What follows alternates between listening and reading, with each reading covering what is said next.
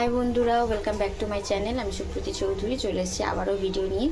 দেখাবো দুপুরে আজকে কী কী মেনু করেছি। আজকে প্রচণ্ড গরম, তো আজকে দেখাচ্ছি দুপুরে কী কী মেনু করেছে। এই দেখো, ভাত আর এখানে ডাল, আর এখানে করেছি এই যে শুক্তো,